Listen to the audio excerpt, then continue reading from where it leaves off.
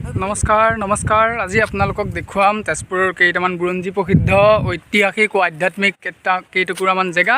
তেজপুৰখন আচলতে গোটেই জেগাবিলাকেই বুৰঞ্জী প্ৰসিদ্ধ আৰু ঐতিহ্যমণ্ডিত ঠাইৰে ভৰপূৰ। তথাপি আপোনালোকক কেইটুকুৰামান জেগা আপোনালোকক দেখুৱাবলৈ চেষ্টা কৰিম। ওলাইছোঁ, চাই থাকক আপোনালোকে।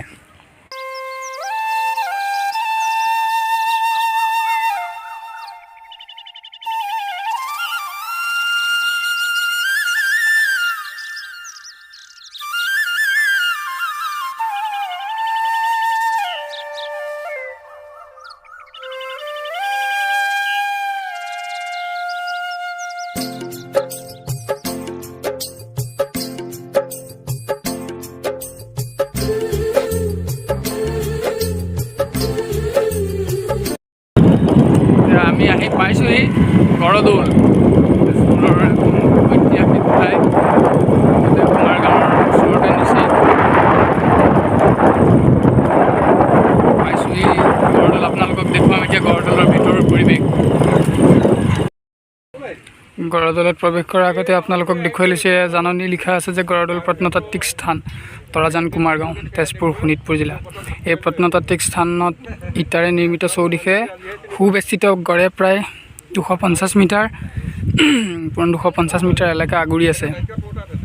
এই স্থানত দুটা ভগ্নস্তূপৰ অৱশেষ আছে। এটা ভগ্নস্তূপৰ খনন কাৰ্যত ইটাৰে নিৰ্মিত মন্দিৰৰ ভেটি উদ্ধাৰ হৈছে। এই অৱশেষ 7ম-8ম শতিকাৰ বুলি ধাৰণা কৰা হয়। সঞ্চালক প্ৰত্নতত্ত্ব সঞ্চালকালয়, অসম। গড়দৌল আৰ্কিঅলজিকেল ছাইট, তৰাজান কুমাৰ গাঁও। সেইখিনি ইংলিছত লিখা আছে বাৰু।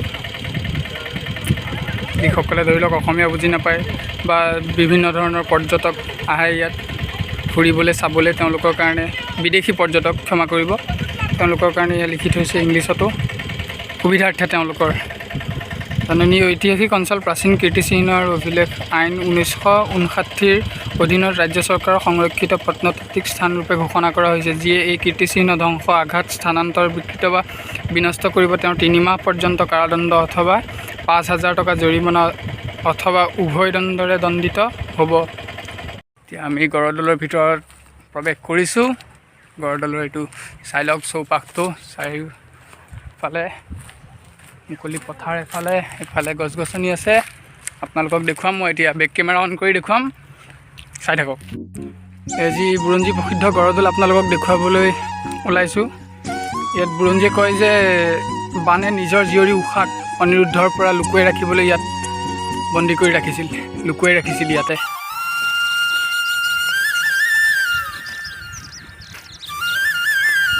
দৌল প্ৰাংগণত মাদক দ্ৰব্য সেৱন কৰাটো নিষিদ্ধ, অন্যথা আইনমতে দণ্ডনীয় হ'ব। গড়দৌল গজেন্দ্ৰ নামঘৰ সমিতি।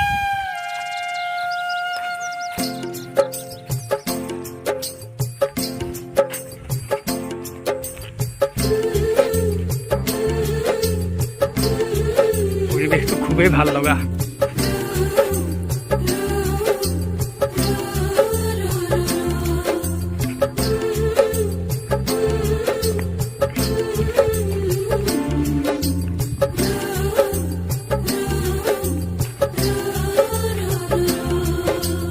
বুৰঞ্জীত লিপিবদ্ধ হৈ থকা এয়া চেপেটা ইটাৰ গড়।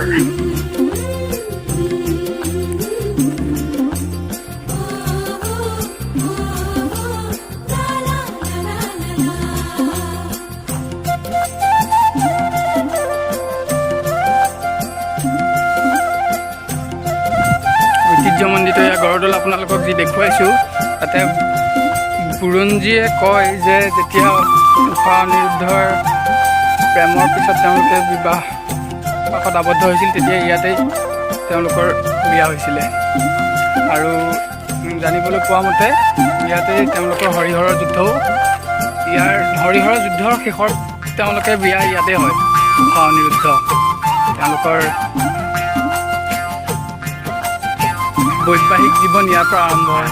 প্ৰেমৰ পিছত ইয়াতে তেওঁলোকে বিবাহ পাশত আবদ্ধ হৈছিল। উষা অনিৰুদ্ধ, এয়া বুৰঞ্জীয়ে কয়।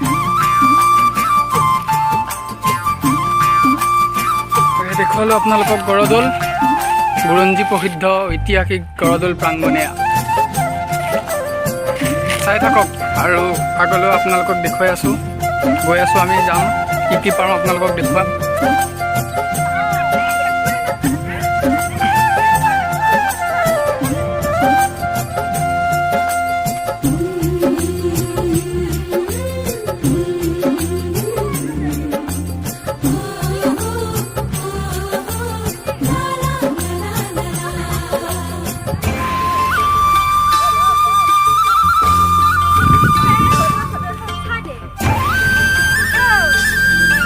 এইবাৰ আমি গড়তলৰ পৰা ওলাই গৈ আছোঁ, আমি ৰুদ্ৰপদ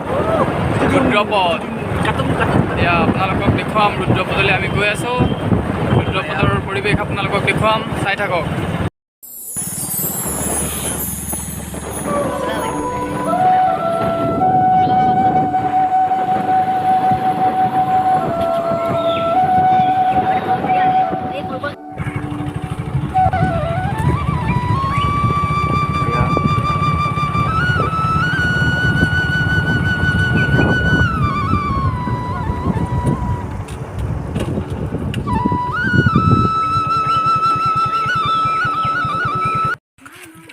আমি এতিয়া আহি পালোহি ৰুদ্ৰপদ দেৱালয়। আপোনালোকক ভিতৰৰ পৰিৱেশ দেখুৱাম। দোকান চোকান আছে চাৰিওফালে, খোৱাত ব্যস্তই, খুব খকুৱা মোৰ লগৰকেইটা। আপোনালোকক দেখুৱাম ইয়াৰ ভিতৰৰ পৰিৱেশ, চাই থাকক। আগতে ইয়াত আপোনালোকৰ সিমান এটা জৰাজীৰ্ণ অৱস্থা আছিলে, ইয়াত পৰিৱেশটো সিমান এটা ভাল নাছিলে। তো চৰকাৰে নতুনকৈ পদক্ষেপ লৈছে এই বস্তুবিলাক, যিহেতু ঐতিহ্যমণ্ডিত বুৰঞ্জী প্ৰসিদ্ধ আধ্যাত্মিক স্থান, সেইটোকে সংৰক্ষণ কৰাৰ চেষ্টা কৰিছে চৰকাৰে। নতুনকৈ ধুনীয়াকৈ বাউণ্ডেৰী ৰেলিং চেলিং বনাই দিছে ইয়াত পৰ্যটকৰ সুবিধাৰ্থে ধুনীয়াকৈ। আৰু ইয়াত লোকবিশ্বাস মতে ইয়াত যেতিয়া সতীয়ে নিজৰ নশ্বৰ দেহ ত্যাগ কৰিছিলে, তেতিয়া ভগৱান শিৱই তেওঁক কান্ধত লৈ যেতিয়া ব্ৰহ্মাণ্ড ভ্ৰমণ কৰিছিলে, তেতিয়া তেওঁৰ এটা ভৰিৰ খোজ ইয়াতে পৰিছিল। সেইকাৰণে এই জেগাটুকুৰৰ নাম হৈছিল ৰুদ্ৰপদ। ৰুদ্ৰ মানে মহাদেৱ শিৱ আৰু পদ মানে ভৰি। বহুতে ৰুদ্ৰপথ বুলি কয়, কিন্তু পথ নহয় আচলতে।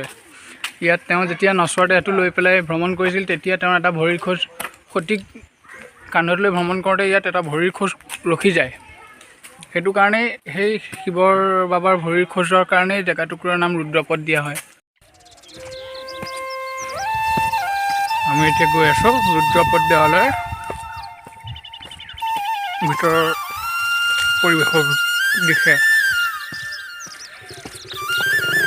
ইয়াতে আপোনালোক সোমাই প্ৰথমতেই দেখা পাব প্ৰখ্যাত চিত্ৰকাৰ নীলিম মহন্ত দাই অঁকা এখন সুন্দৰ মহাদেৱৰ আলোকচিত্ৰ।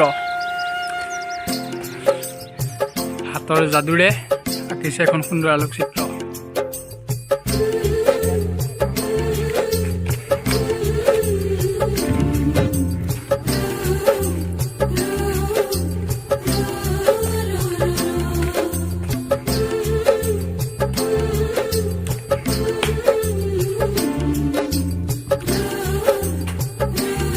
এটা মন্দিৰ,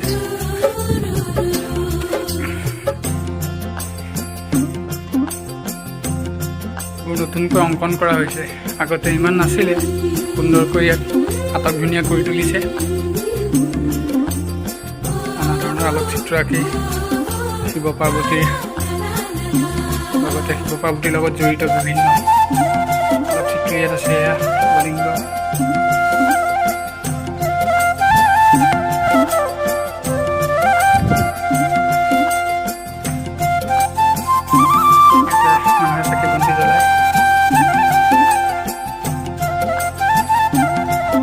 সুন্দৰ সুন্দৰ আলোকচিত্ৰ অংকন কৰি ৰখা হৈছে ইয়াত। এখন আৰু এখন নীলিম মহন্ত দাৰ লিখা আছে, লেতেৰা নকৰিবি। এই দুটা মন্দিৰ এতিয়া আপোনালোকক দেখুৱাম। এই জেগাটোৰ ৰুদ্ৰপদ নাম দিয়াৰ মূল কাৰণটো, পাহাৰটোপা তলত নদীৰ কাষত। আমি আপোনালোকক দেখুৱাম, চাই থাকক।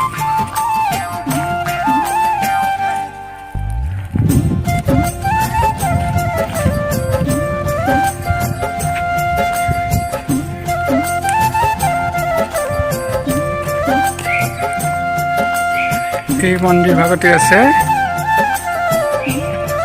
মহাদেৱ শিৱৰ সেই ভৰিৰ খোজটো, যাৰ কাৰণে ইয়াৰ নাম দিয়া হ'ল ৰুদ্ৰপদ বা ভৈৰৱ পদ। দেখুৱাবলৈ চেষ্টা কৰিম, ইয়াৰ ভিতৰতে আছে সেইটো।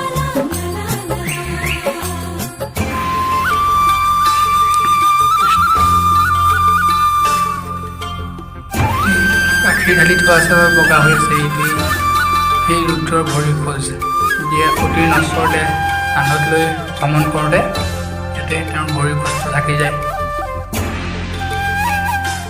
আৰু সেই খোজটোৰ কাৰণে এই জেগাটুকুৰৰ নাম দিলে ৰুদ্ৰপদ বা ভৈৰৱ পদ।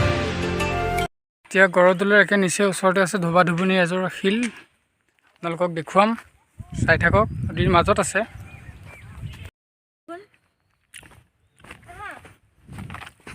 এই দুটা শিল ধোবা ধুবুনী, কাৰোবাৰ খাপত এওঁলোক শিল হৈ আছে।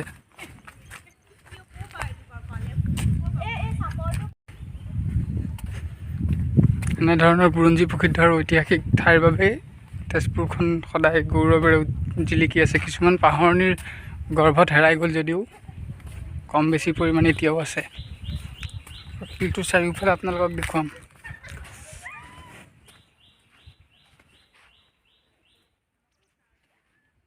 চাই থাকক মোৰ লগত, আৰু ঐতিহ্যমণ্ডিত কিছুমান ঠাই কম বেছি পৰিমাণে আপোনালোকক দেখুৱাই থাকিম। এইবাৰ আমি আহি পালোঁহি দেৱীসিং ঘাট। অহাৰ কথা নাছিল, তথাপি যাওঁতে ভাবিলোঁ একেবাৰে দেখুৱাই থৈ যাওঁ। দেৱীসিং ঘাটৰ সুন্দৰ পৰিৱেশ দেখুৱাওঁ আপোনালোকক, চাওক। এটা সুন্দৰ পৰিৱেশ, ছানছেটৰ, সূৰ্যাস্তৰ খুব সুন্দৰ পৰিৱেশ এটাৰ সৃষ্টি হয় ইয়াত বেলি ডুবাৰ সময়ত আৰু বেলি উদয় হোৱাৰ সময়ত। এইটোৱে হ'ল আমাৰ দেৱীসিং ঘাট। আহিয়ে থাকে মানুহে চাবলৈ।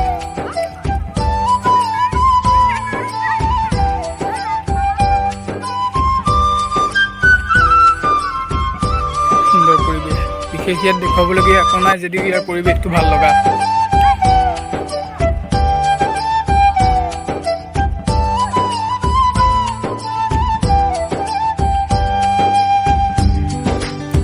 সেয়া পাৰ্টি আহিছে, ফটো চটো উঠিব। দেখুৱাবলগীয়া বিশেষ একো নাই যদিও আপোনালোকক খুব কম সময়তে দেখুৱালোঁ ইয়াৰ সুন্দৰ পৰিৱেশটো। সেয়াই দেৱীসিং ঘাট। এই দেখিছেনে নাই মানুহ বা। দেৱীসিং ঘাটৰ পৰা আহি আপোনালোকক আমি দেখুৱাম এতিয়া দ পৰ্বতীয়াৰ শৈল তোৰণ। ইয়াতে দ পৰ্বতীয়াত যি শিলৰ তোৰণ আছে তাক দেখুৱাম। মহাদেৱৰে পূজা কৰা হয় তাতো, আহক চাই থাকক।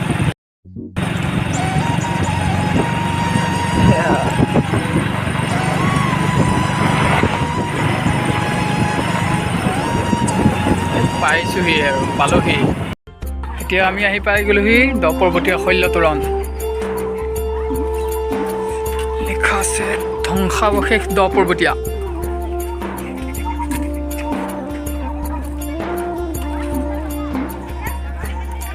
সংৰক্ষিত কীৰ্তিচিহ্ন আপোনালোকে ইয়াত দেখিবলৈ পাব। এই কীৰ্তিচিহ্ন প্ৰাচীন কীৰ্তিচিহ্ন তথা পুৰাতত্ব স্থান আৰু অৱশেষ অধিনিয়ম 1958-24 অনুসৰি ৰাষ্ট্ৰীয় সম্পদ হিচাপে ঘোষণা কৰা হৈছে, যিয়ে এই কীৰ্তিচিহ্ন ধ্বংস, স্থানান্তৰ, ক্ষতি নষ্ট, সলনি, বিকৃত, বিপদগ্ৰস্ত বা অপব্যৱহাৰ কৰিব। তেওঁক এই অপকৰ্মৰ বাবে প্ৰাচীন কীৰ্তিচিহ্ন তথা পুৰাতত্ব আৰু অৱশেষ অধিনিয়ম 2010 অনুসৰি 2 বছৰ পৰ্যন্ত কাৰাদণ্ড নাইবা 1 লাখ টকা পৰ্যন্ত জৰিমনা বা উভয় দণ্ডেৰে দণ্ডিত কৰা হ'ব। এনেধৰণৰ জাননী লিখা আছে, চাব পঢ়ি।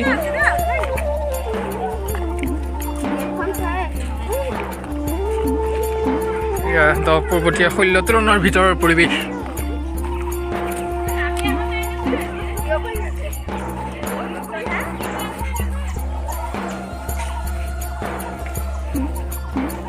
আছে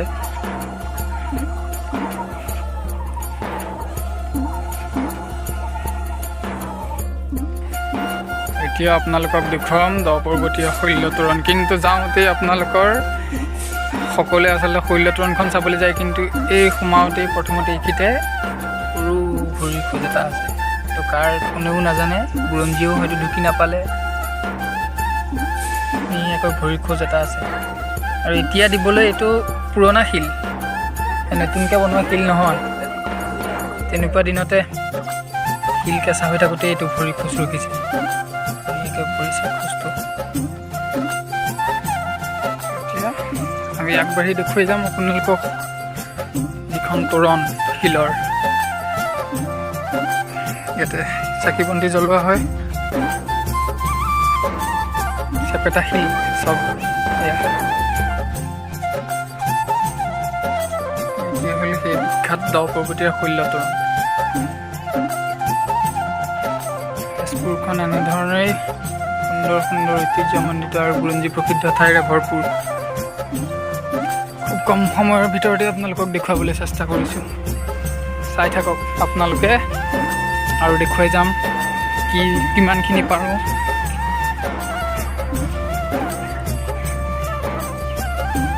ভগ্নাৱশেষ এইবিলাক, অজস্ৰ ভগ্নাৱশেষ আছে ইয়াত, গড়জলৰ নিচিনাকৈ।